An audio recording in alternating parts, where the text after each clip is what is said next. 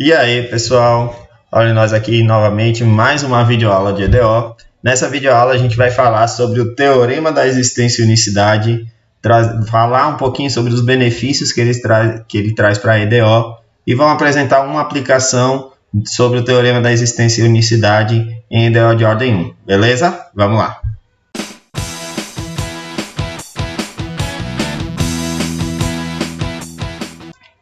Bom, como vocês estão vendo aí no slide 1, Teorema da Existência e Unicidade, parte 1.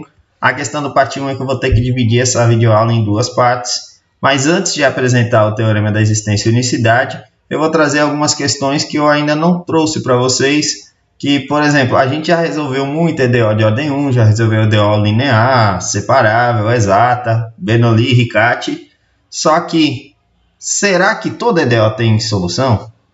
Ou melhor, se todo EDO tem solução, será que só tem aquela solução? Essas foram as questões levantadas eu acho, são as questões levantadas para existir esse teorema, ou para ter sido criado esse teorema. Beleza? Então, o teorema ele é bem longo, deixa eu colocar ele aqui. Está aqui o teorema da existência e unicidade, seja de uma região retangular no plano XY, definido por A menor ou igual que x menor ou igual que b, então esse é o intervalo, e y também menor ou igual que c menor ou igual que d, que contém o ponto x0 e y0 em seu interior. Se a função f de x, y e a derivada dela são contínuas em d, então existe um intervalo i centrado em x0 e uma única função y de x definida em i, que é o mesmo intervalo, que satisfaz o problema de valor inicial. Está aqui o danadinho de problema de valor inicial. Então, primeira coisa que a gente tem que olhar, na verdade o teorema da existência e unicidade ele não está sendo aplicado na EDO. Se confunde muito, fala que é teorema da existência e unicidade só para EDO. Ele não está sendo aplicado na EDO, ele está sendo aplicado no PVI, ou melhor, num problema. Aqui especificamente ele faz um problema de valor inicial, porque todos a gente consegue transformar num PVI quando for EDO de ordem 1, beleza? Tá? Mas ele está sendo aplicado num PVI, nesse caso aqui, num problema, tá bom? Então, o teorema da existência e unicidade, primeira coisa, ele é aplicado num problema. Se ele é aplicado num problema, isso traz uma grande vantagem para a gente. Por quê?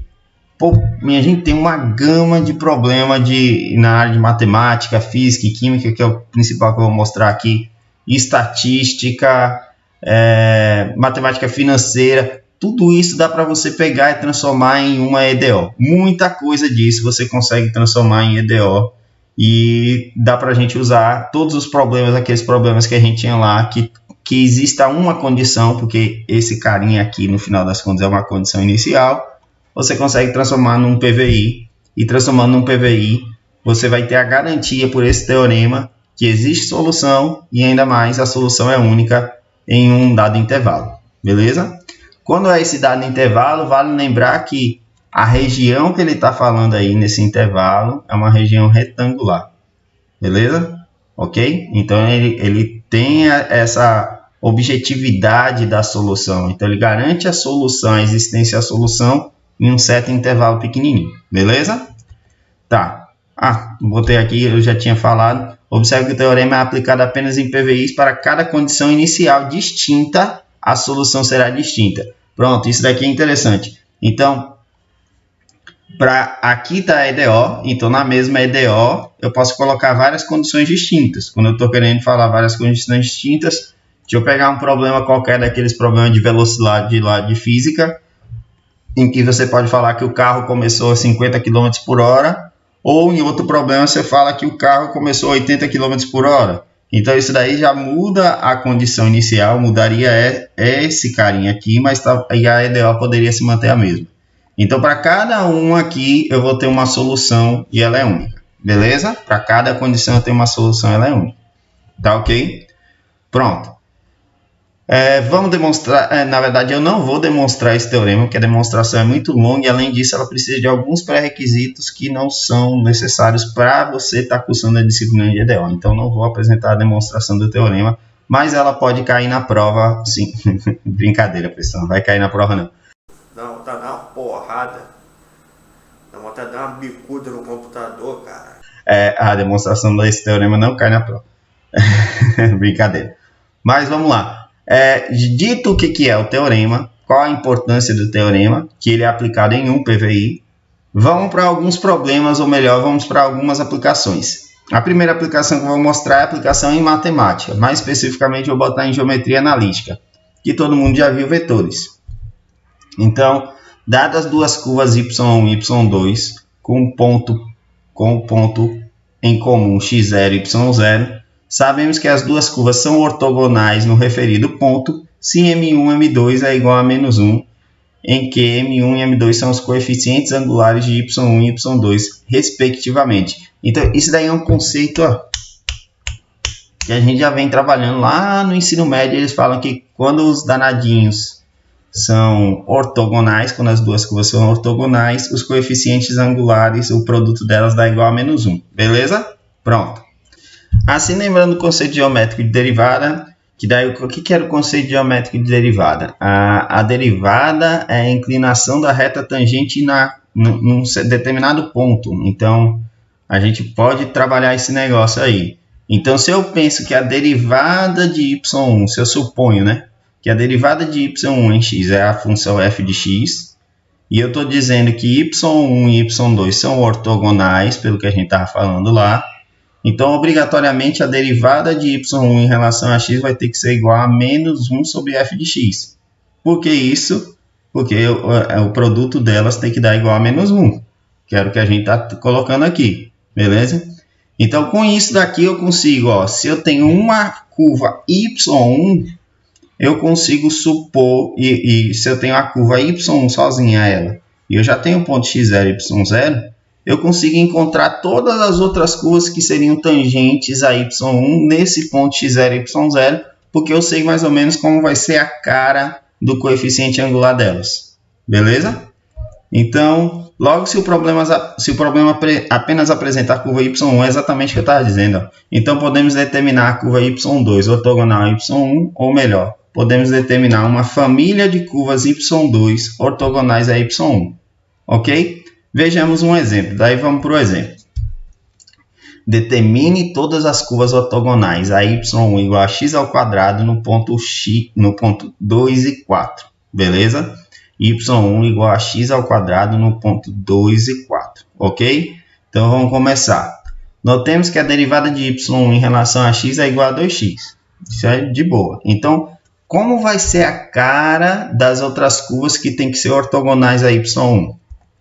Assim, a família de curvas vão ter um coeficiente angular na forma. Qual vai ser? Menos 1 sobre 2x, porque vai ter que ser, quando fizer o produto com esse carinha aqui, tem que dar resultado igual a menos 1. Beleza? Então, eu já tenho a cara do que seria a família de curvas ortogonais. Isso daqui vai acabar sendo a nossa EDO, pessoal. Porque isso daqui é y' igual a menos 1 sobre 2x. Essa é a nossa EDO. Pronto. Logo, o PVI que vamos resolver tá aqui, ó, y' igual a menos 1 sobre 2x e o ponto que ele já deu. Isso daqui vai ser o PVI. Pelo teorema da existência e unicidade, eu já tenho garantia que existe e a única solução desse PVI. Beleza? Uma coisa que eu tenho que falar para vocês, reparem que eu estou escrevendo corpo de texto, viu, pessoal? Em todos os exemplos eu escrevo corpo de texto. E se vocês não escreverem corpo de texto na prova, hein? Eu vou te bater até te virar do avesso. Eu te chuto de hoje até amanhã. Arranco teu couro, faço um abajur e quer reclamar vai falar com um bicho. Ah, moleque. Mas vamos lá. Vamos continuando. Vamos resolver agora esse PVI. Aqui eu tenho uma EDO separável. Já está separada até. A gente pode resolver por separável. Nem sei como é que eu resolvi, mas acho que eu resolvi por separável. Ah, pronto. Como a EDO é separável, então, vamos integrar em relação a x, conforme, daí vamos lá. Integra dos dois lados em relação a x. Desse lado aqui, isso daqui vai ser a regra da cadeia. Então, isso daqui é um dy. Tá vendo que eu já coloquei aqui. E essa daqui fica essa integral aqui. O menos 1 meio pode sair da integral, como eu fiz aqui. E fica a integral de 1 sobre x, que é ln de x. Então, no final das contas, a gente tem que isso é se somente se y de x é igual a menos meio ln de x mais c. Encontrei o que? A solução da EDO. Não acabou ainda a questão. Vamos continuar porque ainda falta o PVI. Fazendo x igual a 2, então coloco no lugar de x, eu coloco 2. Vai ficar y de 2 é igual a menos meio de ln de 2 mais c. Se somente se o ponto acho que era 2 e 4, deixa eu só confirmar, isso mesmo, x igual a 2, y de 2 é 4. Tá aqui, 2 e 4, então isso daqui é 4 igual a menos meio ln de 2 mais c, e com isso eu consigo achar o valor de c. Achando c, substitui c aqui, portanto a solução do PVI é y de x igual a menos meio ln de x mais 4 mais meio de ln de 2. E a gente conclui a questão, beleza? Uma questão simples, bem direta, olha o tamanhozinho do enunciado da questão, que a gente resolveu por EDO. Um problema, que nem eu falei, um problema matemático nesse caso aqui. Vamos para o segundo problema matemático. Determine a curva que contém o ponto 3, 4 e tem coeficiente angular reta tangente à curva em qualquer ponto, sendo menos x sobre y. Repare que esse problema especificamente ele não fala de família de curvas, ele pediu determine a curva. Tá aqui, ó, determine a curva que contém o ponto 3, 4 e tem coeficiente angular a reta tangente à curva em qualquer ponto, sendo menos x, y. Então, ele já está dizendo quem é o coeficiente angular. Se ele está dizendo quem é o coeficiente angular, y' tem que ser igual a isso daqui. Isso daqui ele já está me dando a EDO e dando ponto. A gente pode ir direto para o PVI, ó. Inicialmente, notemos que o problema é representado pelo PVI dy dx igual a menos xy e y3 igual a 4. Pronto, está aí o PVI, beleza? Está aí danadinho o PVI. É coisa bem simples. Essa EDO também é separável. Não necessariamente sempre vai cair numa EDO separável, mas essa EDO é separável também. Então, observe que temos uma EDO separável, pois a mesma é equivalente a isso daqui. Opa! Tá aqui, eu só peguei o y e joguei para cá multiplicando. Tá aqui errado, tá aqui eu botei deriva em x, tá errado. Errou! E aqui na verdade é integrando em x, então integrando tudo em x, isso daqui vai ficar dy dx e dx, e esse cara aqui é um dy pela regra da cadeia, e essa integral aqui é muito fácil, vai ficar menos x ao quadrado sobre 2. Então vamos lá. Aqui vai ficar y dy, então é y ao quadrado sobre 2, menos x ao quadrado sobre 2, mais c. Tira o mmc aqui, daí vai ficar 2c aqui e tira a raiz quadrada, beleza? Isso daqui é a solução da EDO. Já acabou? Não! Não acabou, ainda tem que resolver o PVI, não pode esquecer de resolver o PVI. Isso daqui é a solução geral da EDO, beleza? Então, fazendo x igual a 3, deixa eu só confirmar, y de 3 é igual a 4. Então, fazendo x igual a 3, a gente tem que y de 3 é igual a raiz quadrada de menos 9, né? Que bota 3 no lugar de x aqui, mais 2c.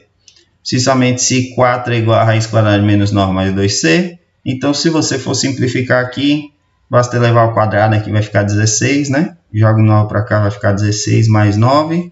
Depois jogo 2 para baixo dividindo, é 16 mais 9 dividido por 2, 25 sobre 2. Achei o valor de c, portanto a solução do PVI é y de x igual a raiz quadrada de menos x ao quadrado mais 25. Acabou o PVI, beleza? Bom, era isso que eu tinha para falar na primeira parte do Teorema da Existência e Unicidade. Valeu, bom estudo e até mais, pessoal. 4 e tem o coeficiente. Pai, quer te contar uma piada? Papai tá gravando de aula, filho. Mas conte, vai, o que é? Por que a formiga tem 4 patas e não 5? Não sei, filho. Por causa que senão ela ia se chamar Pai Formiga. Meu Deus do céu. Obrigado, filho. Tá vendo que eu preferia gravar videoaula de madrugada. Acho que eu vou botar isso no final da aula.